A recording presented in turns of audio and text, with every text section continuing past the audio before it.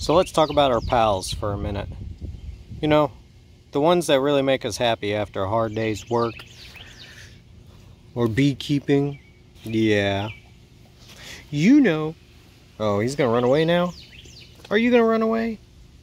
Where are you going? Sit down. Are you gonna sit next to Daddy?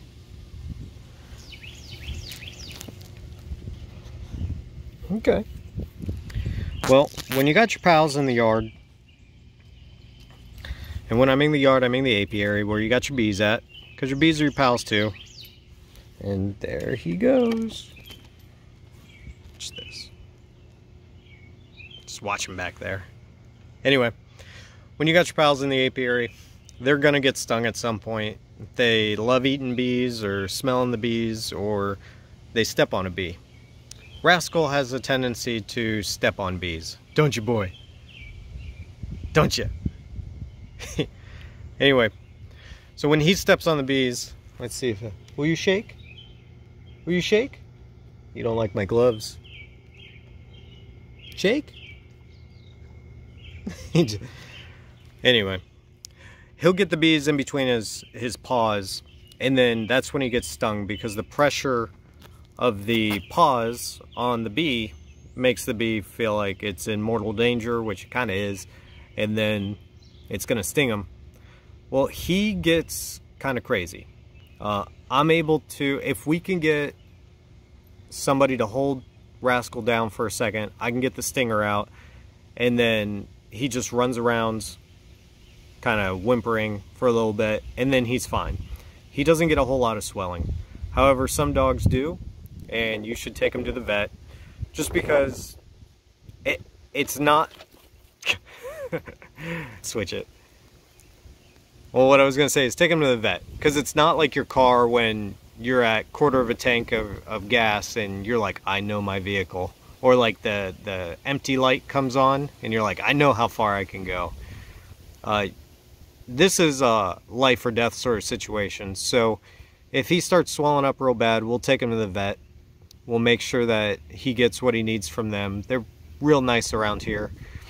And he gets taken care of. Things you can do to mitigate your buddies getting stung is Rascal has an invisible fence. So it keeps him in the front portion of the yard while the bees are in the very far back there. It keeps him up here, and that way we know if he gets stung, it's because he's going after forager bees or he stepped on something weird. He's not back by the hive, so percentage is less. And then we'll cut to the chickens. And for these little chickens, our other buddies, we just put up a temporary fence. This was, I think, 15 bucks at the store. It's 20 feet. And then these things are like $1 a piece or $2. Pretty simple. And then down here to make the door, I'll just share that real quick, is PVC. So that, and then I just swing it out on that guy. Now if I do that now, that chicken's gonna run out because she loves being out. She loves talking to me too. What are you doing, chicken? Come on, there we go. All right. I use a stick to keep the door open. They got their little feeder. Now, these guys will just stay back here. There is a hive right there. And sometimes they'll get a little gnarly and come over here and mess with the chickens.